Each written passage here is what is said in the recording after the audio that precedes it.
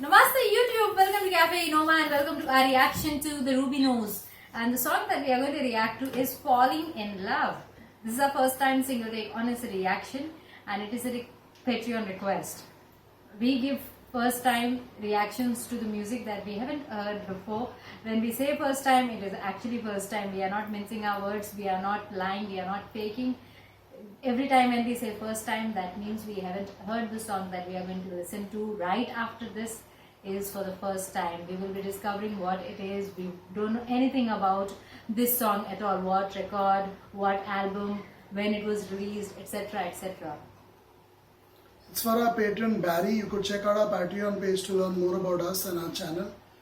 Hope you have a good time on this reaction video. Let's get started. The Ruby Nose, Falling in Love.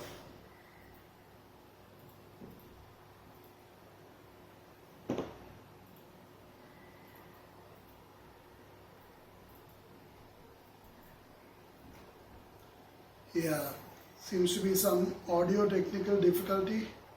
Let's see.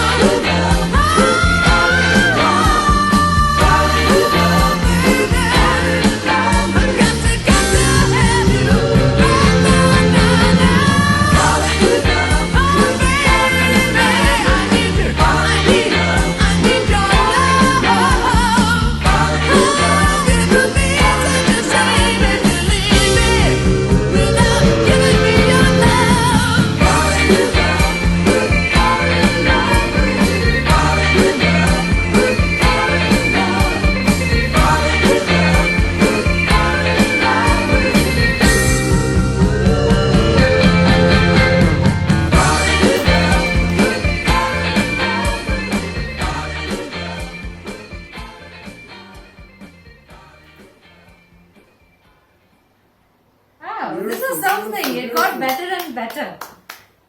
It definitely got better and better. It had strong vibes of blues in the vocals. The way it was sung, I like what they did with the vocals. I like the music. It sounded like the 60s rock and roll music. Yeah, it had golden era stamped all over it. What are your thoughts on everything? Falling in love over and over check this with audio. the same person, I guess. He falls in love over and over with her. It's a simple love song, simple romantic song, but more about the way the music is played, the way the guitars were played, the way the vocals were done. It was definitely more than one member that sings for the Ruby Nose. and they sound good, they sound authentic, they sound genuine, also at the same time a little bit innocent way of singing as well. They must have been very young. On the screen, on the thumbnail, we could see 4 faces here, and they look young, but they sounded even younger. It was pure music from that era. Yeah, I'm not very sure if they are from the 50s or 60s. It felt like, It yeah. felt that way, but they could have done it, and if they did that, they did it amazingly well. Beautifully done, very good voices they all had, they combined well together. They seem to have excellent chemistry between them as far as the music goes, the timing of the music, everything fitted in together beautifully. It's a hallmark of a good band when the musical timing is like what it was in Yeah, this. yeah. It was really, really good to listen to. At the same time, yes, the song itself is talking about such an innocent topic, the falling in love with you, and you're so easy to love. So that is the main line of the song, main 2 lines of the song. Yeah. It's all about that sometimes people make it so difficult to love them. Complicated. They have all kinds of excuses. They have all kinds of challenges set up for you. It's like the Amazing Race, even though it's not supposed to be that way. I know. So I wonder what will happen to the Amazing Race. It's one of the longest International things, and one of the first reality shows ever. So I'm assuming that at least this year it will be difficult for them to have a season. So it may be the first year in over 30 years, if I'm not mistaken, that they'll have a break. You're talking about that. Olympics could be delayed. Why not? Yeah. So, it's difficult. It's difficult to love people because sometimes they're so closed. Maybe it's their past experiences, maybe it's their own, shell. They want to be in their shell. They want to feel protected. They don't want to fall in love because ultimately it's worded only that way, falling in love.